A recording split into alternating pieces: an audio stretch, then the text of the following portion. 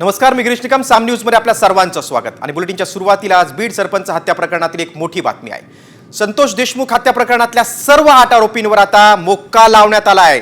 दुसरीकडे वाल्मिक कराडला मात्र मोक्का लावलेला नाही. वाल्मिक कराड हा हत्या प्रकरणातला मास्टर माइंड असल्याचा आरोप आहे. मात्र वाल्मिक कराडला केवळ खंडणीच्या गुन्ह्यात अटक करण्यात आलेली आहे. त्यामुळे वाल्मिक कराड सोडून सर्व आरोपींवर मोक्का लावण्यात आला आहे. त्यामुळे या सर्व आरोपींवर आता मोक्का अंतर्गत खटला चालवण्यात येणार आहे.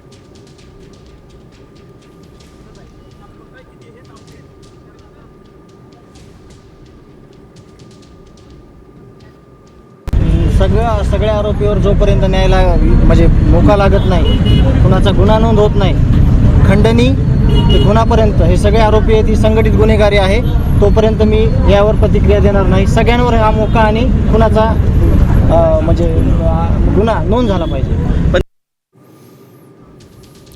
कोण आहेत आरोपी बघा. विष्णू चाटे, जयराम चाटे, प्रतीक घुले, तिघांनाही अटक झालेली आहे. या सर्वांना आता मोक्का लावलेला आहे. महेश केदार, सुदर्शन घुले, सुधीर सांगळे, सिद्धार्थ सोनावणे, कृष्णा आंधळे मात्र अद्याप फरार आहे.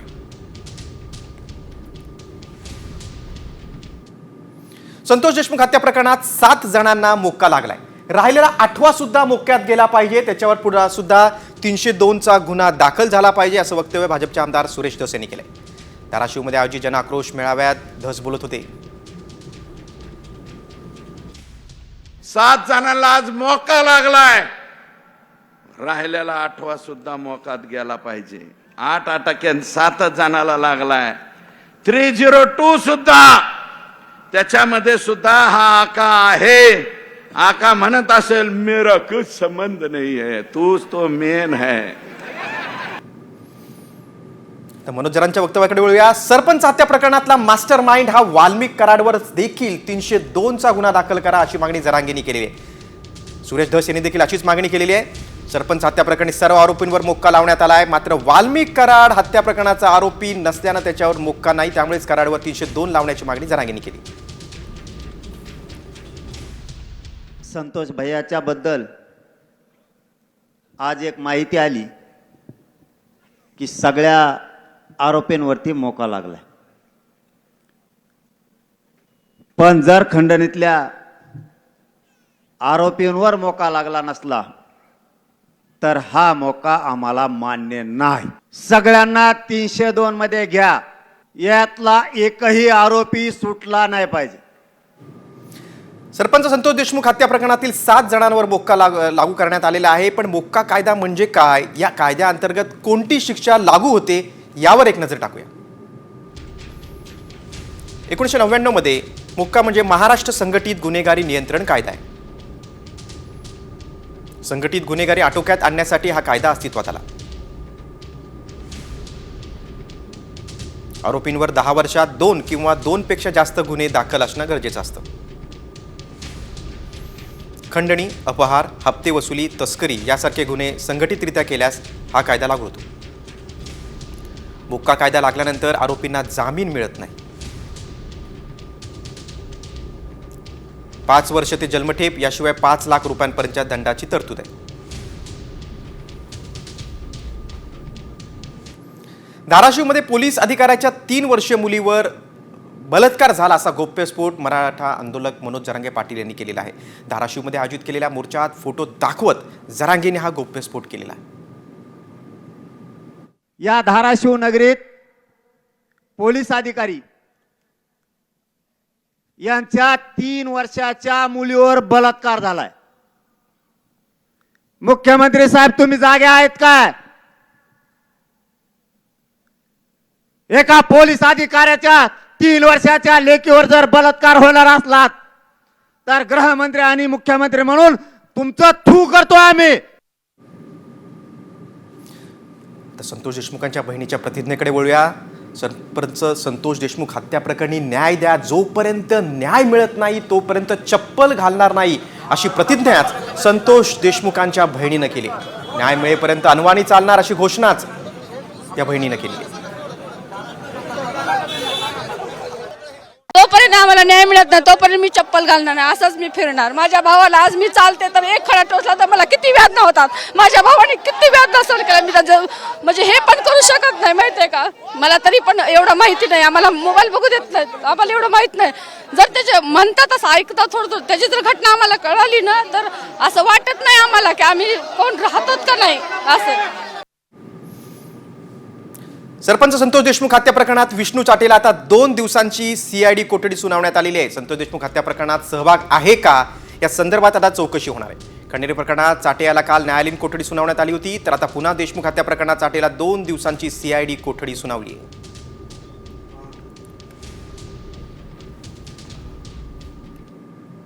आता पंकजा मुंडेंच्या प्रतिक्रियेकडे. सुरेश धस यांनी बीडला बदनाम केलंय. मंत्री पंकजा मुंडेंचा सुरेश धसांवर आता गंभीर आरोप आहे. संतोष देशमुखांच्या हत्येच्या प्रकरणाची ज्या पद्धतीने मांडणी झाली त्यामुळे बीडची बदनामी झाली असं विधान पंकजा मुंडेंनी केलंय. तर सरपंच संतोष देशमुख यांच्या हत्येनंतर सुरेश धस यांनी धनंजय मुंडेंवर गंभीर आरोप केले होते. बीडमध्ये नाही फक्त परळीमध्ये आहे बीड बदनाम, कुठेतरी परळीला बदनाम करण्याचं देखील असं आहे का? नाही, त्यांच्यामुळे तर बीड बदनाम झालंच आहे ना. कारण शेवटी या विषयाचं ज्या पद्धतीने मांडणी झाली आहे राज्यभरामध्ये त्याच्यामुळे राजकीय भूमिका न घेता जर ह्या विषयाकडे संवेदनशीलतेने बघितलं असतं तर असं झालं नसतं. आम्ही बीडमध्ये राहतो आणि बीडमध्ये आम्ही रोज राहतो. एक महिला आहे, मी आज बीडमध्ये काम करते. तुम्ही मलाच का सिद्ध करायला लावताय की मी बोलत नाहीये, मी हे करत नाहीये? माझी भूमिका काय आहे? मी पर्यावरण मंत्री. मंत्री पंकजा मुंडेंच्या प्रतिक्रियेनंतर वळूया पुढच्या बातमीकडे. वाल्मिक कराडचा आणखीन एक घोटाळा समोर आलेला आहे. वाल्मिक कराडनं सोलापूरसह राज्यातील तब्बल 140 ऊस तोडणी यंत्रमालकांची 11 कोटी 20 लाखांची फसवणूक केली असा आरोप ऊस तोडणी यंत्रमालक दिलीप नागणे यांनी केलाय. शासकीय अनुदानातून ऊस तोडणी यंत्राचे 36 लाख रुपये मिळवून देतो असं सांगून कराडनं 140 शेतकऱ्यांना गंडा घातल्याची माहिती मिळते. अनुदान देतो म्हणून वाल्मिक कराड धनंजय मुंडे यांच्या जवळचा असा हा माणूस आमच्या लोकांना आम्हाला स्वतःला म्हणला तुम्हाला 36 लाख रुपये तुम्हाला अनुदान मिळवून देतो, त्यापुढे आम्हाला 8-8 लाख रुपये तुम्ही द्या. 8 लाख दिल्यानंतर तुम्हाला एका महिन्यात तुम्हाला माझा जवळचा माणूस धनंजय मुंडे कृषी मंत्री आणि माझा जवळचा माणूस असल्यामुळे मी तुम्हाला देऊ शकतो आणि देतो अशा दिशेनं आमच्याकडून त्यांनी फसवणूक करून 140 लोकांचे त्याने 8-8 लोकांप्रमाणे 8-8 लाखाप्रमाणे त्याने पैसे जमा करायला सांगितलं, गोळा करायला लावलं. वाल्मिक कराडनंतर आता त्याचा मुलगा सुशील कराड देखील अडचणीत येण्याची शक्यता आहे. कारण वाल्मिक कराडच्या मुलावर सोलापूर जिल्हा सत्र न्यायालयात फिर्याद दाखल करण्यात आली. सुशीलवर त्याच्या मॅनेजरच्या घरात घुसून रिव्हॉल्व्हरचा धाक दाखवून 2 ट्रक 2 कार परळीतील प्लॉट आणि सोनं बेकायदेशीरपणे ताब्यात घेतल्याचा आरोप आहे. आता यावर 13 जानेवारीला सुनावणी होणार आहे. मी स्वतः इंटरव्हीन करणार आहे त्या पिटिशनमध्ये आणि कशी कारवाई होत नाही ते बघणार आहे. कारण हे जे सगळं चाललंय ना, जसं सुशील कराडवर त्याच्या वडिलांचा वरदास्त, वाल्मिक कराडवर धनंजय मुंडेंचा वरदास्त आणि धनंजय मुंडेंवर अजित पवार आणि फडणवीसांचा वरदास्त, त्यामुळे सामान्य लोकांना इथे न्याय मिळताना मात्र आपल्याला दिसत नाहीये. उपमुख्यमंत्री अजित पवार आणि धनंजय मुंडेंवर स्पष्ट भूमिका घ्यावी अशी मागणी आता भाजपनंच केल्याची माहिती सूत्रांनी दिलेली आहे. भाजपकडून अजित पवारांच्या भूमिकेवर सवाल विचारला जातोय. मात्र अजित पवारांनी धनंजय मुंडेंचा राजीनामा घ्यावा, तर धनंजय मुंडे चौकशीत निर्दोष ठरले तर त्यांना सन्मानानं मंत्री बनवावं अशी भाजपची भूमिका असल्याची माहिती सूत्रांनी दिली. अजित पवारांनी बाणेदारपणा दाखवला नाही तर फडणवीसांनी मुंडेंना मंत्रिमंडळातून बडतर्फ करावं असा देखील सूर आता भाजपच्या नेत्यांनी बोलून दाखवलाय.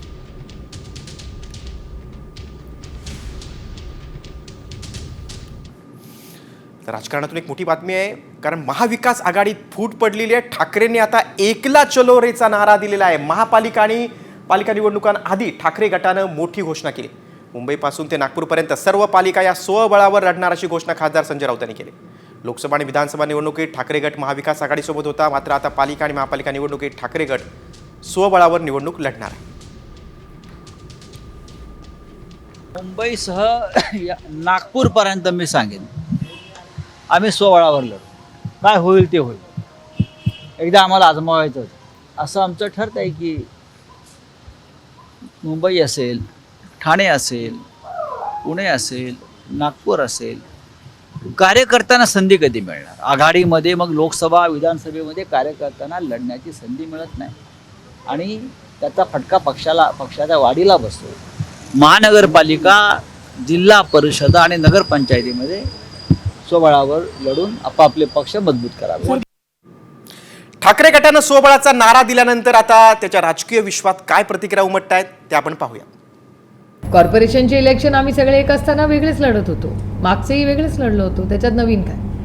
त्याच्यामुळे कॉर्पोरेशन, जिल्हा परिषद अनेक वेळे कार्यकर्त्यांचं इलेक्शन आहे. सगळीच जर इलेक्शन सगळेजण आपल्या सोयीने लढायला लागले तर मग कार्यकर्त्यांनी काय फक्त सतरंज्या उचलायच्या?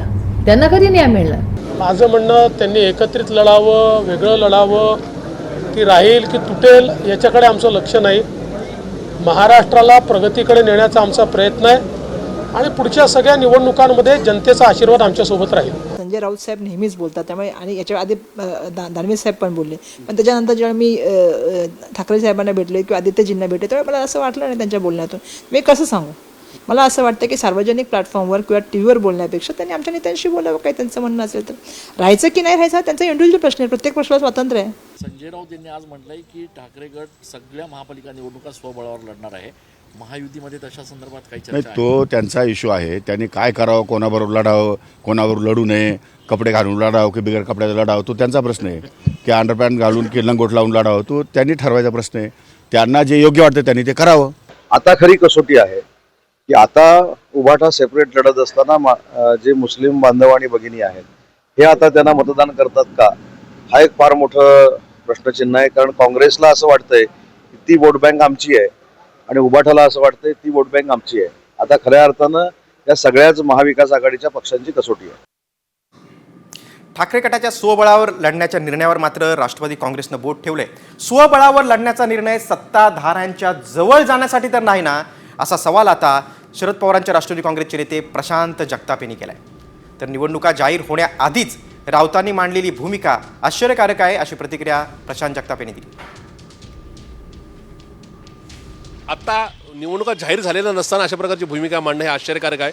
आमच्यातले सगळी काही मंडळी ही सत्ताधारी पक्षाच्या बरोबर जवळ जाण्याचा प्रयत्न करतात काय, अशा प्रकारची शंका येण्याचं काम हे या ठिकाणी येतं. कारण की सर्वसामान्य मतदारांमध्ये, कार्यकर्त्यांमध्ये ही चर्चा आहे की या ठिकाणी 22 जानेवारीला सुप्रीम कोर्टाचा निकाल अपेक्षित असताना त्यावर निवडणुका कदाचित एप्रिल-मेला होतील, कदाचित नोव्हेंबर-डिसेंबरला होतील.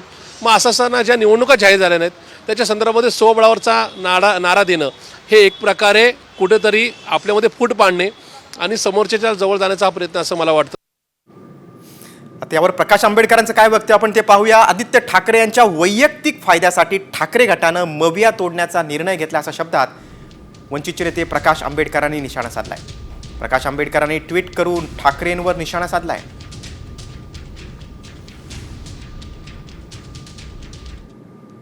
आता पुढच्या बातमीकडे. उद्धव ठाकरे आणि देवेंद्र फडणवीस यांच्यातलं शत्रुत्व संपलंय का, अशी चर्चा आता राजकीय वर्तुळात सुरू झाली.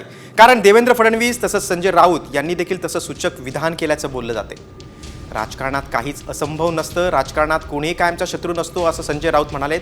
तर उद्धव ठाकरे माझे शत्रू नाहीत, असं विधान कालच मुख्यमंत्री फडणवीसांनी नागपूरमध्ये दिलेल्या विशेष मुलाखतीत केलं होतं. राज ठाकरे की उद्धव ठाकरे, असं आहे की मी पुन्हा सांगतो, मागाशी मी सांगितलं की राजकारणात काही पक्क नसतं. आधी उद्धव ठाकरे मित्र होते, मग राज ठाकरे मित्र झाले, आता राज ठाकरे मित्र आहेत आणि उद्धव ठाकरे शत्रू नाही आहेत. चांगली गोष्ट आहे. राजकारणात कोणीच कोणाचा शत्रू आणि कायमचा मित्रही नसतो आणि कायमचा शत्रूही नसतो. आम्ही 25 वर्ष मित्र होतोच ना. राज्याचा आणि देशाचं माहोल बिघडला, ते जर ते सुधारणार असतील, पर्यावरणाचा संतुलन करणार असतील या बिघडलेल्या, तर आम्ही त्यांच्याकडे पाहू की चांगलं राज्य करताय. दुर्दैवानं देवेंद्र फडणवीस यांच्या नेतृत्वाकडनं आम्हाला एक चांगली अपेक्षा होती, पण त्यांना अशा लोकांनी घेरलं त्या काळामध्ये आणि त्यांनी फडणवीस यांची प्रतिमा पूर्णपणे मलिन करून टाकली. त्यांना त्यांचं मत त्यांनी व्यक्त केलं, मी माझं मत व्यक्त केलं. त्याच्यावर मी काय बांधील थोडी आहे की त्यांच्या याच्यावर मत व्यक्त करायला. ते रिकामटेकडे आहेत, रोज बोलतात. मी काय रिकामटेकडे थोडी आहे.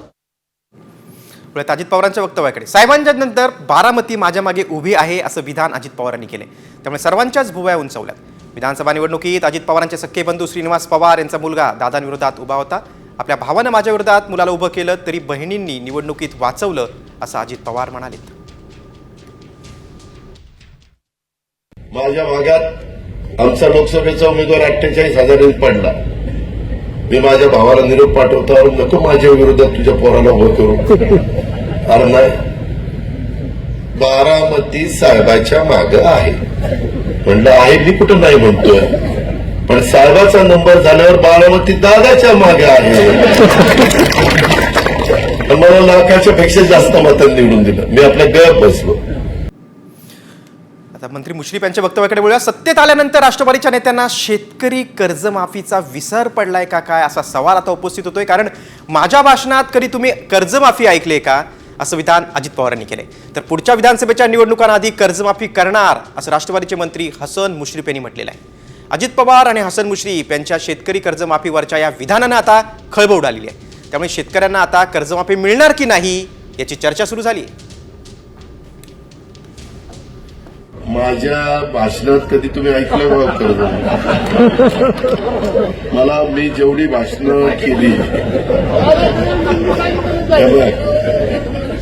तुला एक माहिती का,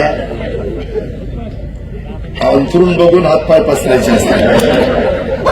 राज्याचा गाडा आपल्याकडे, आपण दोघं नंतर बसू विचार.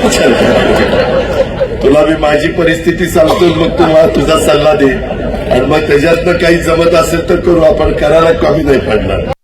3 सिलेंडरची योजना आम्ही बंद करणार नाही. मुलींचं उच्च शिक्षण चालू राहील मोफत. महिलांना 50% एसटीमध्ये सवलत चालू आहे. माझ्या लाडक्या भावांना 7.5 हाऊसपर्यंत वीज बिल आम्ही माफ केलेलं आहे. अशा अनेक कल्पना. आणि पुढच्या विधानसभेच्या आधी मग कर्जमाफी करायची आहे. आपल्याला 5 वर्षात करायची आहे ना. ते 5 वर्षाचा आमचा जो जाहीरनामा आहे.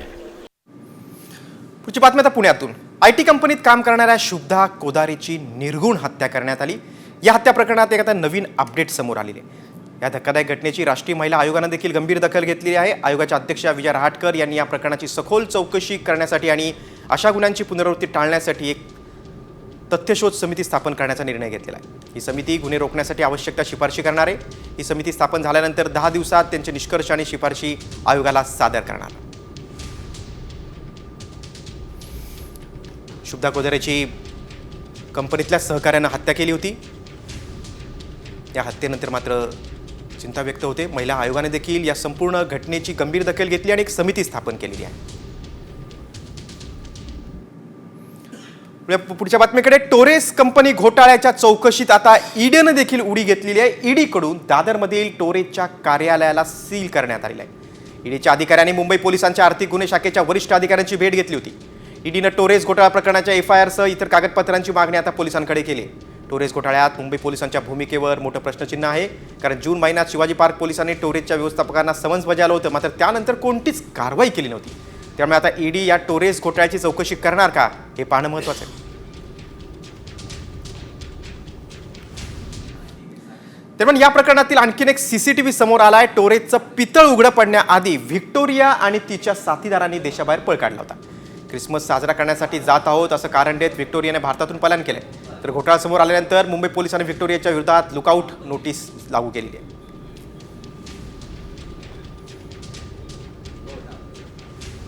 या टोरेस कंपनीच्या अध्यक्षांनी देशाबाहेर पळ काढलेला आहे. पलायन करतानाचा CCTV देखील आता समोर आलेला आहे. व्हिक्टोरियाच्या विरोधात पोलिसांनी लुकआउट नोटीस जारी केलेली आहे. टोरेस प्रकरणातील आणखीन एक CCTV समोर आलेला आहे.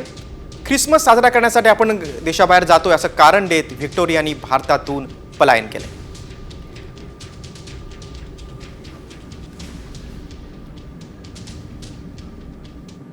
कोट्यवधींचा घोटाळा करून पसार झालेल्या टोरेस कंपनीने आता कर्मचाऱ्यांवरच खापर फोडलेलं आहे. टोरेस कंपनीत कर्मचाऱ्यांनी लुटमार केल्याचा आरोप करण्यात आलाय. CEO तौफिक रियाज यानं प्लॅन करून टोरेसची दुकानं लुटल्याचा आरोप कंपनीनं केलाय. टोरेसच्या Instagram अकाउंटवर तसा व्हिडिओ अपलोड करण्यात आलाय. यात 49 लोकांची नावं देण्यात आलेली आहेत. नागरिकांना पैसे देणार असल्याचं आमिष दाखवून पुन्हा दाखवलेलं आहे. CEO तौफिक रियाजनं प्लॅन करून ही लूट केली असं कंपनीचं म्हणणं आहे. टोरेसचं नागरिकांना पुन्हा पैसे देण्याचं आमिष आहे. टोरेस कंपनीनं Instagramवर नवीन व्हिडिओ आता अपलोड केलेला आहे.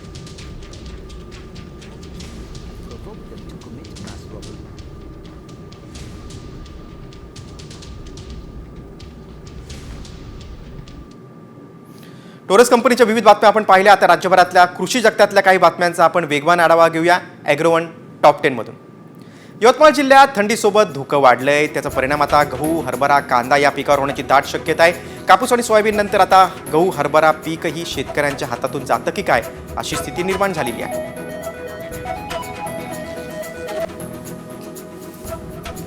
मावळ तालुक्यात वातावरण बदलाचा पिकांवर परिणाम होतो. शेतकऱ्यांमध्ये आता भीतीचं वातावरण आहे. सध्या गव्हासाठी वातावरण चांगलं असल्यामुळे काही ठिकाणी गहू पिकावर रोग आढळून येतोय. त्यामुळे औषध फवारणी करावी असं आवाहन आता कृषी अधिकाऱ्यांनी केलं.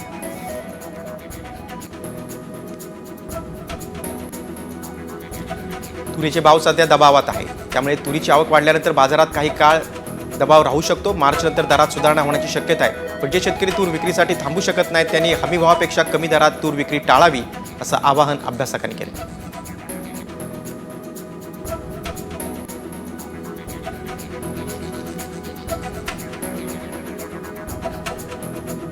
नाशिकच्या ग्रामीण भागात जोरदार थंडी पडते. याचा फायदा आता गहू आणि हरभरा पिकाला होतोय. तसंच वातावरणात बदल होत असल्यामुळे शेतकऱ्यांना महागडी औषधं फवारणी करावी लागते.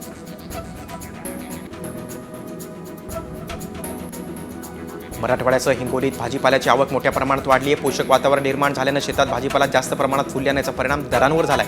टोमॅटो केवळ 10 रुपये किलो तर कोथिंबीर 10 रुपयांमध्ये 3 जुड्या हिंगोलीच्या बाजारपेठेत मिळत आहेत.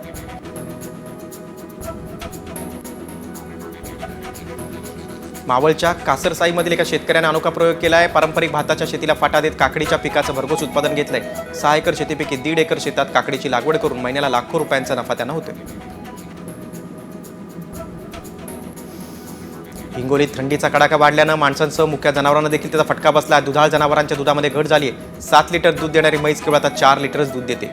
त्यामुळे दूध उत्पादक शेतकऱ्यांचं नुकसान होते. खानदेशात दिवाळी सणानंतर ऊस तोडणी काहीशी उशिरा सुरू झाली. त्यात मागील महिन्याच्या अखेरीस पावसानं ऊस तोडणीला फटका बसलाय. मागील 4 ते 5 दिवसांपासून ऊस तोडणीला आता गती आल्याची चिन्ह आहे. सर्वाधिक ऊस गाळप नंदुरबारमधील कारखान्यांनी केले.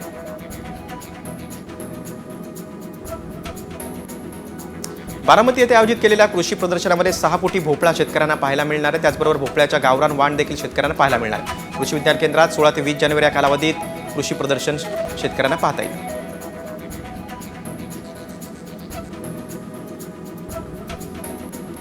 बारामतीत कृषी प्रदर्शनामध्ये शेतकऱ्यांना लाल रंगाचं सूर्यफूल देखील पाहायला मिळणार आहे. सर्वसाधारणतः आपल्या भागात पिवळ्या सूर्यफुलाचं उत्पादन घेतलं जातं. मात्र कृषी विज्ञान केंद्रात लाल रंगाच्या सूर्यफुलाचं पीक घेतलंय.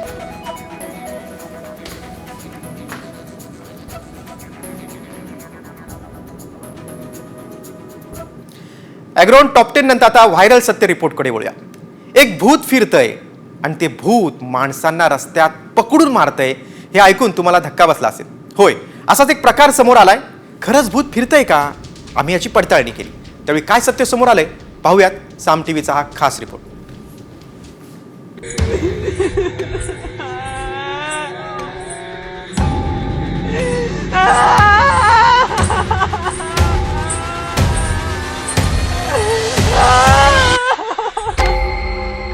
हा आवाज आहे भूताचा.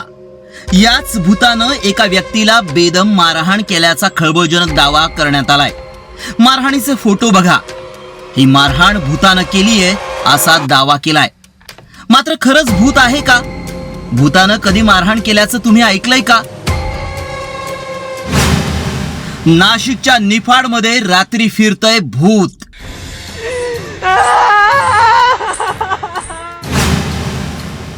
भूताची तरुणाला बेदम मारहाण. व्हायरल भूताचं सत्य काय? हा आवाज आणि हे फोटो पाहून अंगाचा थरकाप उडाल्याशिवाय राहणार नाही. कारण नाशिकच्या निफाडमध्ये रात्री भूत फिरतय आणि ते भूत माणसांना पकडून मारतं असा दावा करण्यात आलाय.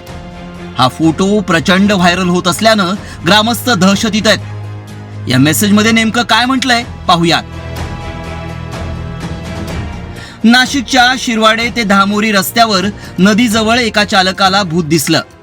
भूताने चालकाला मारहाण केली. या मेसेज सोबत फोटोही व्हायरल केल्यानं लोकांना खरं वाटू लागलंय. त्यामुळे याची सत्यता जाणून घेण्यासाठी आमचे प्रतिनिधी अभिजित सोनावणे आणि सचिन बनसोडे थेट धामोरी गावात पोहोचले. त्यावेळीही गावात भूताची चर्चा होती. ग्रामस्थ भयभीत होते. त्यामुळं आम्ही त्यांच्याकडूनच सगळं जाणून घेतलं. परिणाम आता कसं आहे, लहान पोरं शाळेत येत राहतात, त्यांना बी वाटेल ना, भीतीचं वातावरण निर्माण झालं. आमचं म्हणणं असं आहे, या भागात आजपर्यंत अशा काही घटना घडलेल्या नाहीत आणि याची सखोल चौकशी व्हावी. शेरवाडा धामोऱ्या रस्त्या पुलाजवळ भूत आहे असा जो व्हिडिओ व्हायरल झाला, त्यात खरं तथ्य काय आहे आणि शहानिशा झाली पाहिजे. याआधी कधी गावात भूत पाहिलं देखील नाही आणि असा प्रकार घडलाच नसल्याचा दावा ग्रामस्थांनी केला. त्यामुळे याबाबत अनिसकडूनही अधिक माहिती जाणून घेतली. जागरूक नागरिकांनी सांगितल्यानंतर या व्हिडिओची तपासणी केली. खरं तर हे व्हिडिओ अनेक दिवसापासून सोशल माध्यमामध्ये फिरत असतात, ते काही परवाचे नाही. आणि त्यांनी जे मारहाण केल्याचे किंवा त्या रडण्याचे फोटो आहेत किंवा तो आवाज जो आहे तो इंटरनेटवर सुद्धा उपलब्ध आहेत आणि तो मार्क केलेला आहे. त्याच्यामुळं लोकांनी घाबरून जाऊ नये, अफवावर विश्वास ठेवू नये. त्यामुळं आमच्या पडताळणीत काय सत्य समोर आलं पाहूयात. निफाडच्या शिरवाडे धामोरी रस्त्यावर भूत असल्याची अफवा आहे. भूताचे फोटो व्हिडिओ मॉर्फ करून व्हायरल करण्यात आले. मारहाण केलेली व्यक्तीही समोर आलेली नाही. लोकांना घाबरवण्यासाठी याचा वापर केला जातोय. रडण्याचा आवाज युट्यूबवर 9 वर्षांपूर्वी अपलोड केलेला आढळला. त्यामुळं आमच्या पडताळणीत नाशिकच्या निफाडमध्ये भूत फिरतंय हा दावा असत्य ठरलाय. भूत हे अस्तित्वात नाही. लोकांना घाबरवण्यासाठी असे व्हिडिओ व्हायरल केले जातात.